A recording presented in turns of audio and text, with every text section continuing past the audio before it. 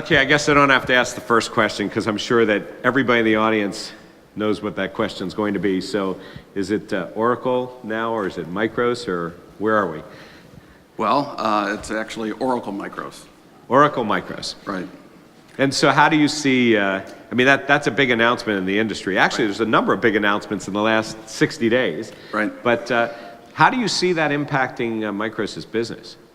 Oh, significantly. As far as your first question, as far as where we're in a quiet period, so anything that I provide for answers is going to be basically publicly available.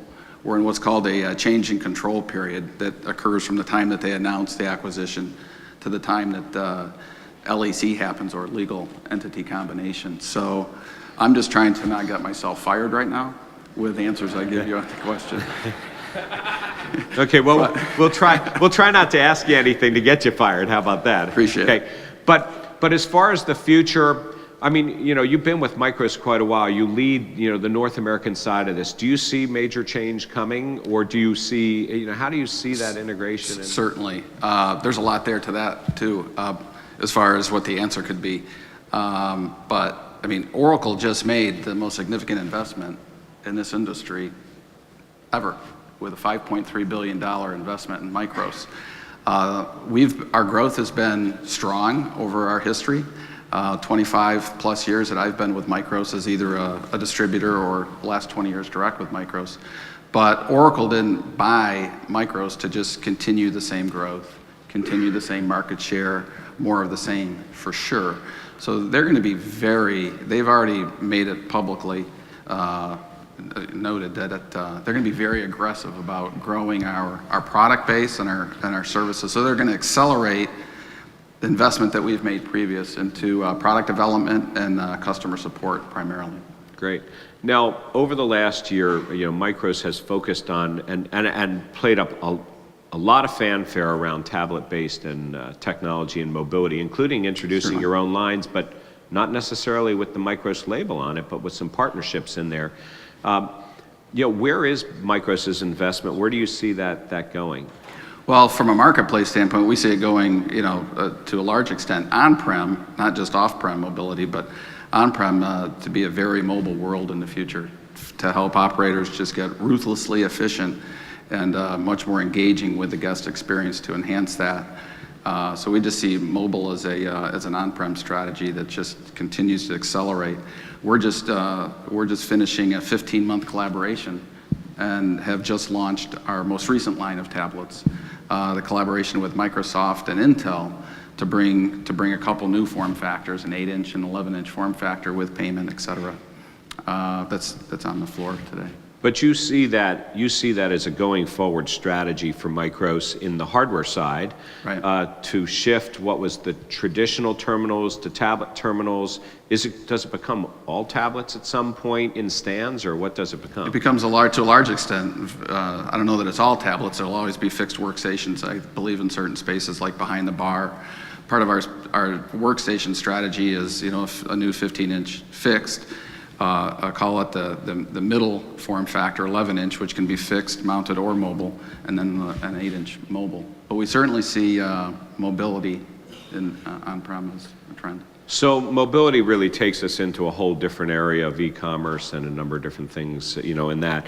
Now, we hear the word omni-channel.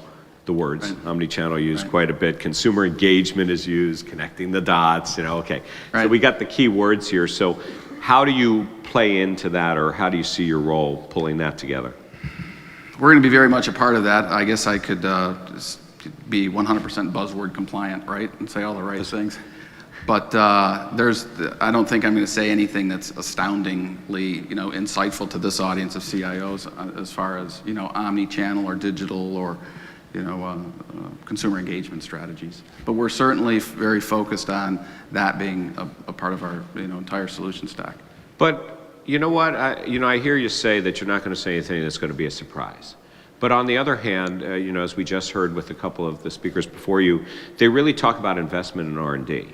And so really it is your obligation to look forward and think ahead. Certainly. So if you are thinking ahead, a lot of people have questions here about payments and all kinds of different things. Is there a crystal ball that MICROS has that that you're sort of betting on, or you think the direction is that if somebody here said to you, don't listen to what I have to say, I want to hear what you have to say, what are those particular? I think if there's anything that's an overarching strategy, Oracle has been investing $500 million plus in product development recently, and that'll only increase again, and we'll get to take advantage of that. So where we're going to go from here, again, I think the lid's off as far as that goes, but I think even as or more important than that is just being very open with an open API platform that engages with partners that are really a significant extension of our solution stack, because there's so many great ideas and there's so many just really talented vendors that bring specific solutions, because there are so many now. It's such a wide horizontal solution set that our customers are looking for, and there's great partners that bring different capabilities and at all points. So a big focus for us is engaging with partners more. You can't do it all. Absolutely. You'd like to do it all, but you can't do it all. Correct. Yeah, okay. Right. And so you see the promotion and inclusion and expansion of the partner set is going to continue? Absolutely. Great. It'll be important. Are there specific areas where you see a lot of new partners coming to the table, new technologies that are just really making the same? I suppose it would be along the payment, the payment processing and the payment side as much as anything, Rob.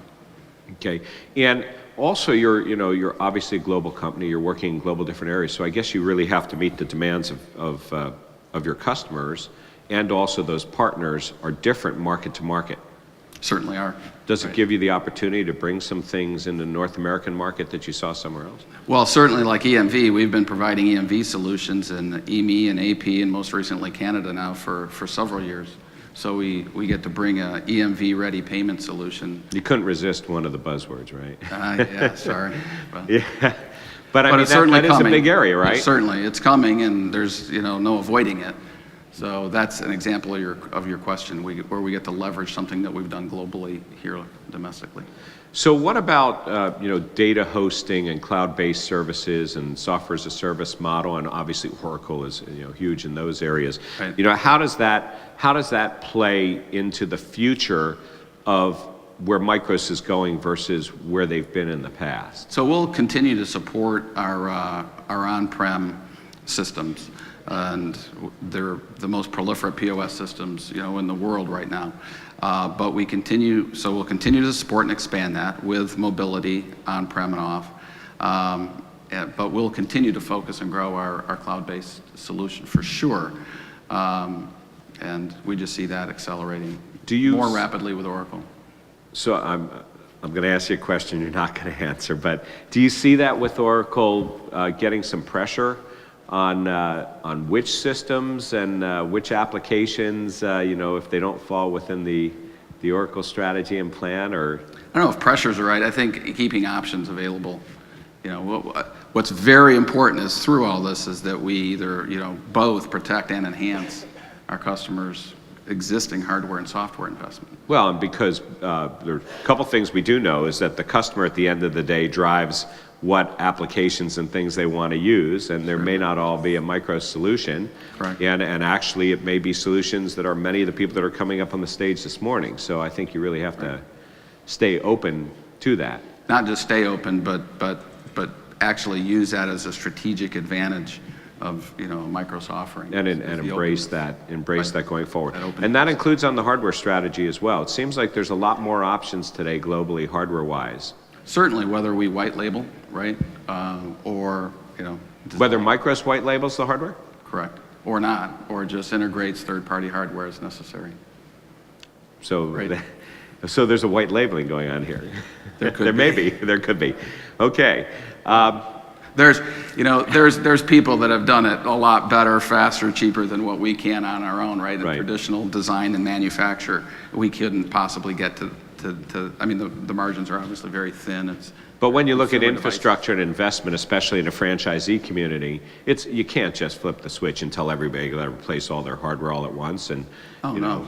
I mean, you can when you had CE and things like that. Maybe making a change, but going forward, you can't. No, it's Windows 8.1 right now is our strategy for our mobility platform. Well, it's clearly going to be a very exciting and transitional year for the company and for you as well. And I want to thank you for joining us here.